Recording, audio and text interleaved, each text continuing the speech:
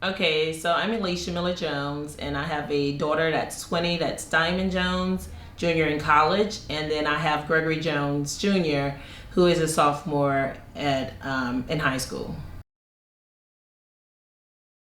Okay, so before the program, I just felt like he was lacking the relationship between a male, because I am a single parent. I found that some of the things that I was trying to show him, I couldn't quite get through to him being a female, and that was some of the male things that he was missing. There was some times where I felt that he was a little defiant, because I was the only voice that he heard of reasoning with behind things. So reaching out and trying to get someone positive in his life at that time was very, important. Okay, so the first encounter with Mr. Ronald Scott, he did not know I had enrolled him in the program. That was a decision that my daughter and I did alone.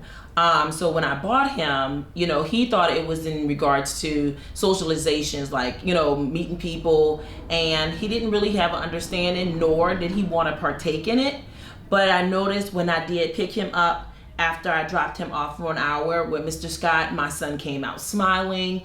He was definitely looking forward to going back, which is something that was surprising because he was so adamant of not going. And he just, like, his outlook on certain things that I had talked to Mr. Scott that I needed work on, it had changed tremendously. It was like a 360 within a matter of an hour. So yeah, definitely him coming out, just having that talk or whatever the talk was with Mr. Ronald made a significant difference at home with us.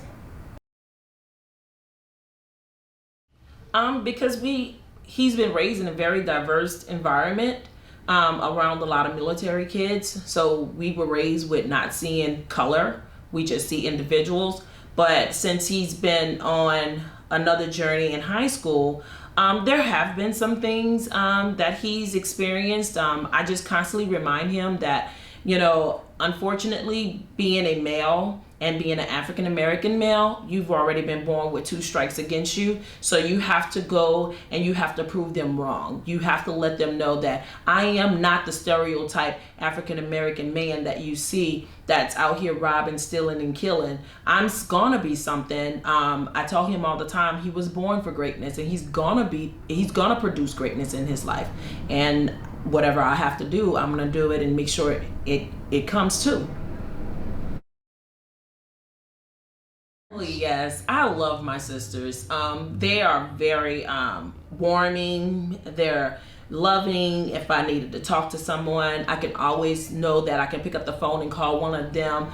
I love them, and they welcomed me, and we welcome any other mom that came behind me with open arms and a ear and a shoulder, because we all share some type of story. There's some common grounds with us, outside of just having boys that we're trying to raise as a single parent. So definitely, I love the program, and I love my sisters along with it. Yeah.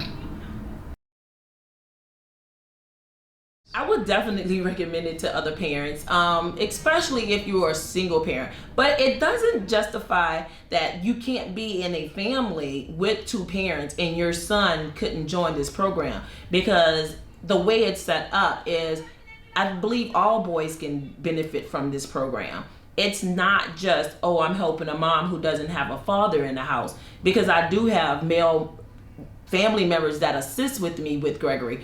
But what the way Mr. Ronald does it, it's unspeakable. I mean, he is wonderful, and everything that he does is genuinely coming from his heart. I love that he opens his arms and his time for the boys, and especially my son. My son knows that if he wants to pick up the phone and call, and he knows he's there for him. So I would definitely 100 times recommend, if you're struggling, if you have any concerns or questions, and you feel like you can't get through with your child on your own, get into a program, something like Brothers at Peace. Trust me, you'll be a mom at peace at the end. If you're interested in joining the program, just reach out at brothersatpeace.org.